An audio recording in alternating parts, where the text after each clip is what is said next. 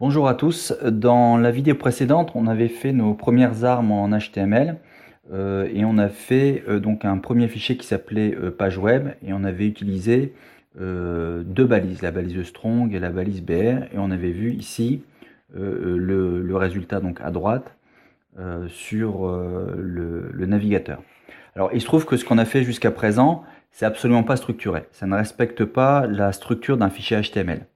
Or, normalement, il faut que votre fichier HTML respecte la structure. D'accord ?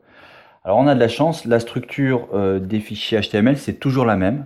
Et comme c'est toujours la même, moi je l'ai mis dans un fichier que je garde, que je ressors quand j'en ai besoin, quand je refais une nouvelle page. Et dans ce fichier, je l'ai appelé squelette. Donc il est là. D'accord ? Et je vais mettre le rendu ici à droite au niveau du navigateur. Donc à gauche, comme d'habitude, le code source, et à droite l'aspect visuel dans le navigateur. Donc la première fois qu'on voit ça, ça peut faire un petit peu peur. En fait, c'est pas très compliqué, hein. Je vais expliquer tout ça. Déjà, on voit qu'il y a beaucoup plus de balises, d'accord, alors que pourtant, ça n'affiche rien, hein. Pour l'instant, l'écran, la page est vide, hein. En fait, des balises, il y en a des centaines. Alors, le but en informatique, en HTML, c'est pas d'apprendre par cœur toutes les balises qui existent, ça n'a aucun intérêt. Ce qu'il faut savoir faire d'une manière générale en informatique, c'est comprendre les concepts, comprendre la logique des langages. Et après, à partir de là, on a besoin de telle ou telle balise. Bon on regarde dans un bouquin, on regarde sur internet, puis on trouve, d'accord ? Après, c'est vrai qu'il va y avoir des balises qu'on va utiliser sans arrêt, on les connaît par cœur, d'accord ? Mais bon, c'est pas le but en soi d'apprendre par cœur des balises, hein. Alors, donc pour expliquer un petit peu le structure de ce fichier, donc la première ligne ici est marquée doctype HTML. Ça, c'est parce qu'en HTML, il y a plusieurs versions. Et quand vous marquez cette ligne-là, ce code-là, en fait, vous indiquez au navigateur la version dans laquelle le fichier est écrit. Et quand on marque ça, en fait, ça veut dire qu'on utilise la dernière version d'HTML, c'est-à-dire l'HTML5. Donc, pour expliquer ça, je vais le rajouter en commentaire. Comme ça, vous voyez comment on met un commentaire en HTML. Donc, je vais juste dire que cette ligne-là, ça veut dire qu'on utilise la version 5. Alors, pour mettre un commentaire, c'est un petit peu bizarre. On ouvre les commentaires avec toujours le signe inférieur, point d'exclamation et 2 tirets. D'accord ?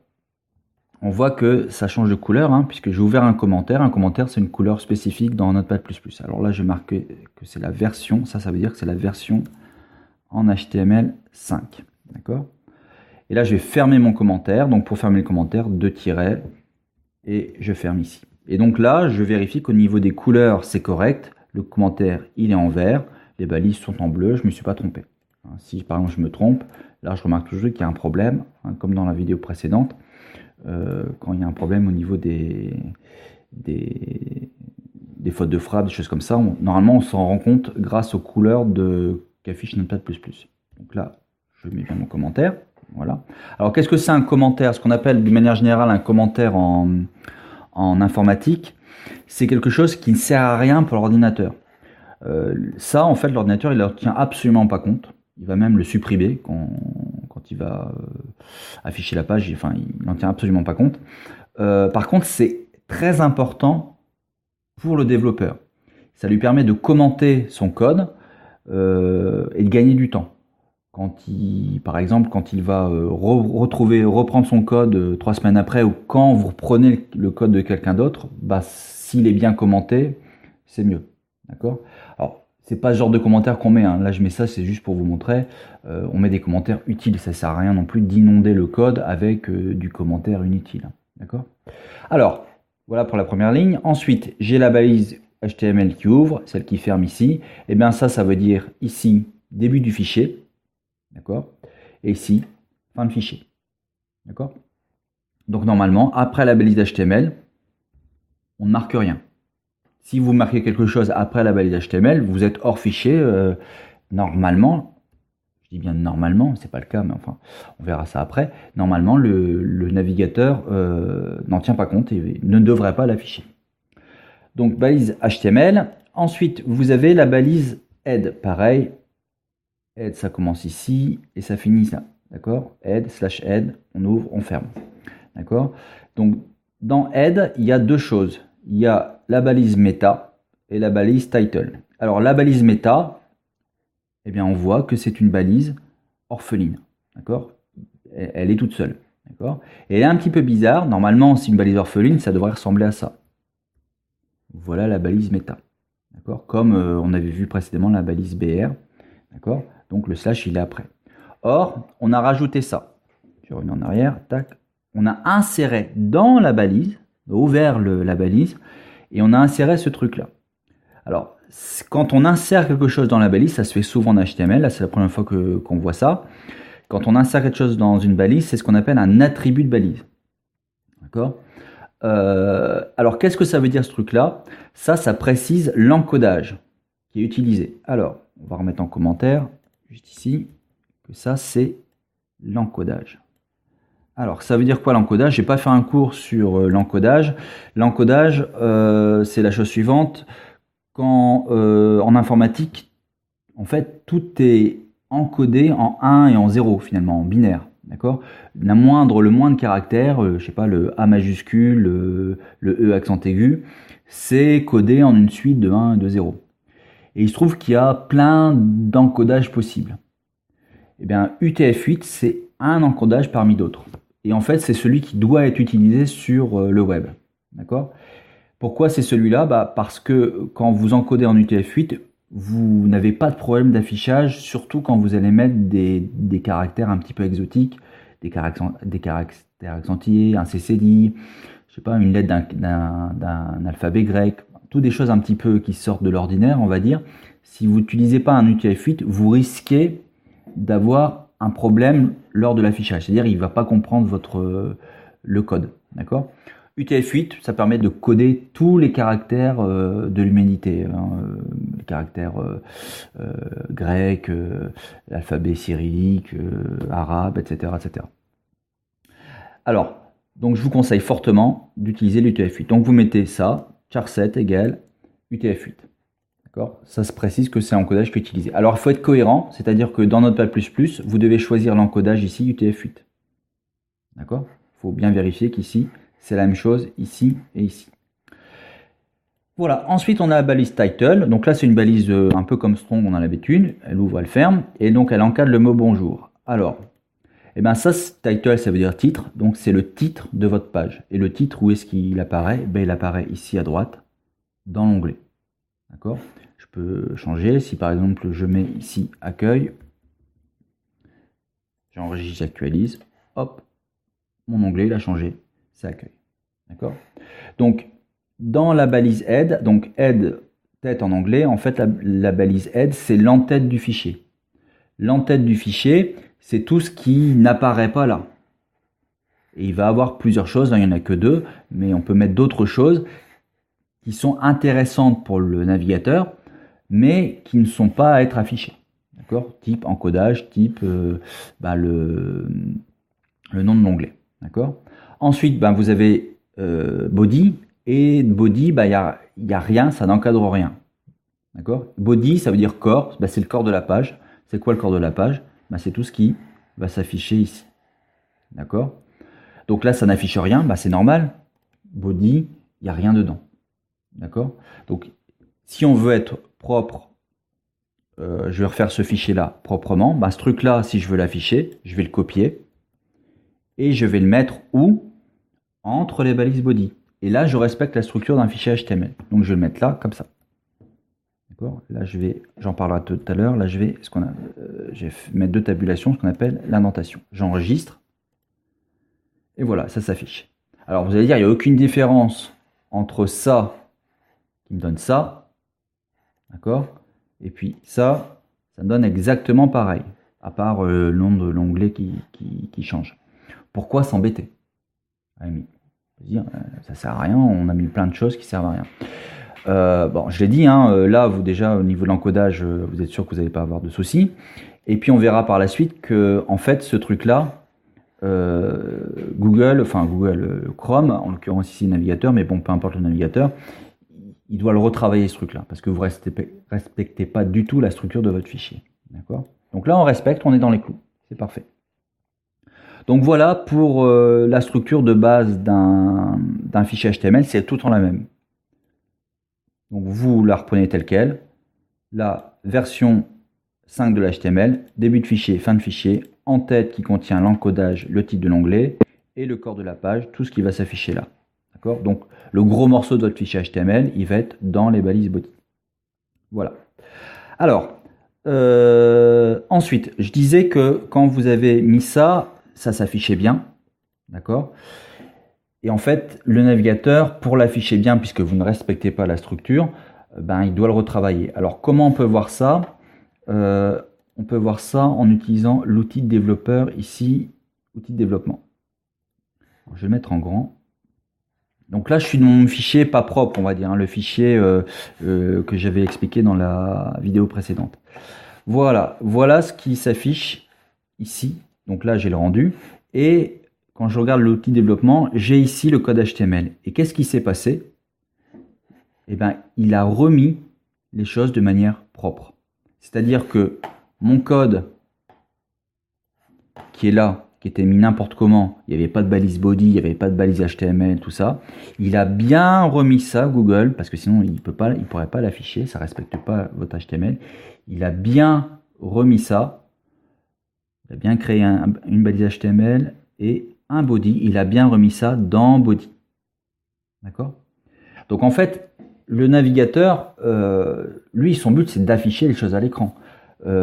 C'est pour ça qu'il retravaille, entre guillemets, le code. Et qu'il essaye de le comprendre le mieux possible, donc de le remettre dans les clous. Mais attention, hein, ça, il a su le faire, parce que c'est un truc vraiment bateau qu'on a fait jusqu'à présent. Mais il ne va pas toujours rattraper le coup. D'accord ? Donc, c'est pour ça que le boulot d'un programmeur, c'est de faire les choses proprement, donc de respecter la structure. Des fois, vous allez voir, je ferai un exemple en fin de vidéo, il va rattraper le coup, mais pas tout à fait. D'accord ? Donc, c'est à nous, programmeurs, de correctement taper le code, donc de respecter la structure des fichiers. Alors, qu'est-ce que je voulais dire ensuite ? Oui, je voulais parler de l'indentation. Alors, ici. Ça, c'est aussi très très important. Je vais remettre ici. Tac. Je vais fermer ça pour l'instant. Je vais mettre en petit. Hop. Voilà. Alors, là, vous voyez que j'ai fait ce qu'on appelle de l'indentation. L'indentation, c'est de décaler les choses. Alors, pourquoi on fait ça ? Eh bien, on fait ça pour la lisibilité de votre code. Et ça, c'est extrêmement important. En informatique, il ne faut pas se contenter du « ça marche ». Ce n'est pas suffisant. Il faut que ce soit propre. D'accord ? Pour des questions de maintenance du code, pour des questions de gain de temps, etc., etc.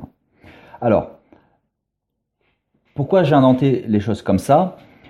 Eh bien, pour faire visuellement apparaître des boîtes. En fait, comme on a des balises qui vont par paire, eh bien, là, c'est le début, là, c'est la fin. Ça encadre quelque chose. Et ce qui est encadré, en fait, c'est le contenu de HTML.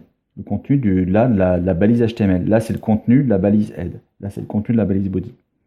Et donc, visuellement, j'ai décalé head d'un cran pour bien voir visuellement que le head, il est bien compris dans HTML. La boîte head, si je fais une analogie, la boîte head, elle est bien contenue dans la boîte HTML. La boîte body, je le vois visuellement, elle n'est pas contenue dans head. Par contre, elle est contenue dans HTML. Donc c'est pour ça que j'ai décalé d'un cran. Là, pourquoi je fais un décalage de 2 crans ? Parce que par exemple, la balise méta, elle est contenue dans la boîte head, qui est elle-même contenue dans la boîte HTML. D'accord ? Ça, c'est ce qu'on appelle l'indentation. Il faut tout le temps le faire, peu importe le langage. Il faut indenter correctement son code. Bien faire apparaître la structure avec l'indentation. Alors, l'indentation, donc le fait de décaler, pareil que les commentaires, ça ne sert à rien pour l'ordinateur. Lui, il va très bien comprendre les choses sans indenter.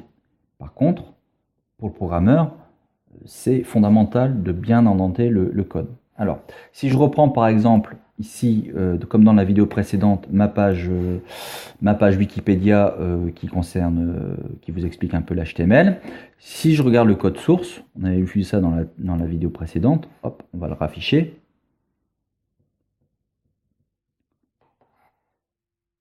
Voilà le code source. On voit bien qu'on reconnaît la structure que je vous ai montré précédemment, donc un doctype HTML, on est bien en version HTML5, il y a bien une balise head, il y a une balise meta, il y a une balise title, etc. Tout ça c'est propre. Par contre, là où c'est pas propre et là où ça devient complètement incompréhensible, c'est que c'est pas du tout indenté. On voit pas les boîtes embriquées les unes dans les autres. Et c'est pour ça que ça devient incompréhensible.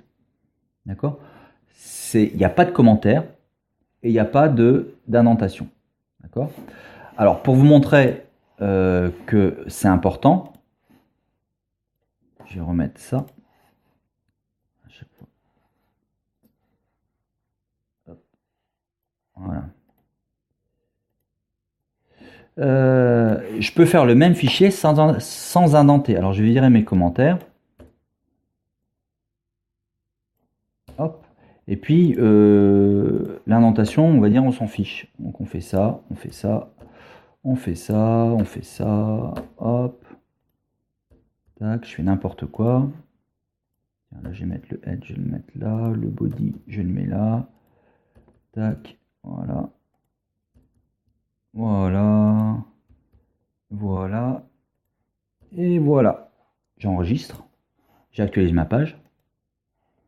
Il n'y a pas de problème, hein, ça fonctionne.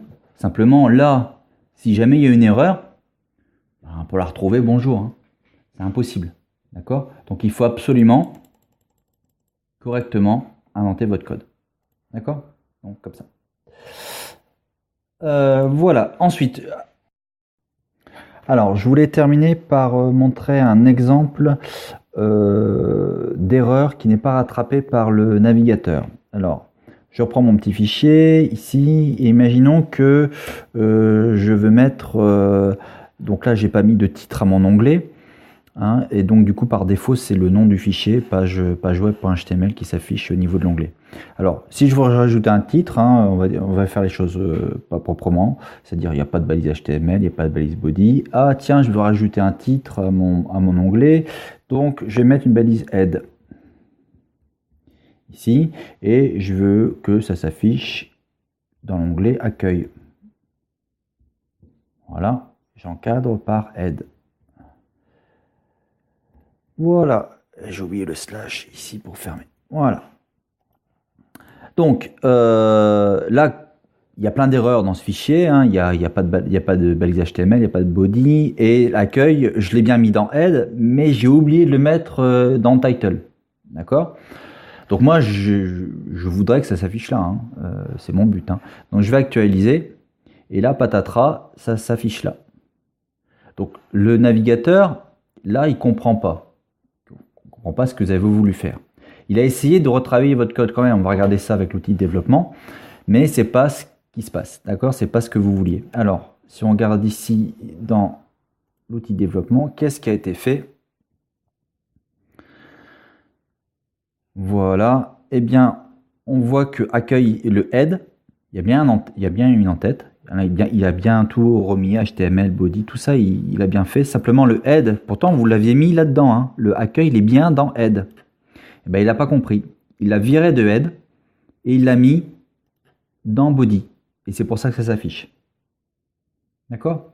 Donc, c'est un exemple, encore une fois, un peu bateau, mais pour l'instant, avec ce que vous savez faire en HTML, je ne peux pas vous montrer des exemples plus compliqués, qu'il faut absolument respecter la structure d'un fichier HTML, sinon vous allez avoir des surprises au niveau de votre code. D'accord? Dernière chose, cet outil-là de développement, ça peut être très utile quand vous allez commencer à faire des fichiers qui sont à rallonge parce que votre page web, elle commence à avoir du contenu. Des fois, bon, ben, ça marche pas, ça fait pas le rendu que vous vouliez. D'accord? Et des fois, on a du mal à comprendre d'où peut provenir l'erreur.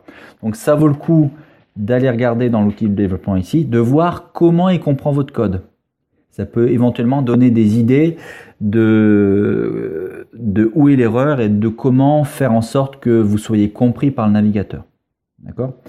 Alors, le fait que le navigateur il rattrape votre code comme il peut, d'accord, pas toujours correctement, ça c'est important hein, parce que vous imaginez un navigateur, dès qu'il y a une erreur dans une page web, dès qu'il y a une erreur, il vous envoie ici, comme en programmation, un gros message rouge, je ne comprends pas, en vous criant dessus en rouge.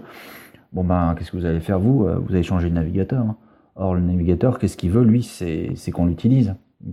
Celui qui, comment dire, les entreprises qui développent des navigateurs, elles gagnent leur vie parce que les gens utilisent leur navigateur. D'accord? Donc c'est pour ça qu'il essaye de faire en sorte de rattraper toutes les erreurs possibles qui peut arriver.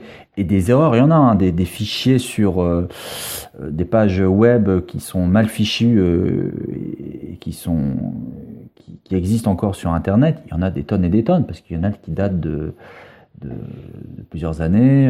Voilà, tout le monde peut mettre ce qu'il veut sur Internet. Donc le code, il n'est pas forcément propre. D'accord ? Voilà, c'est tout pour cette vidéo.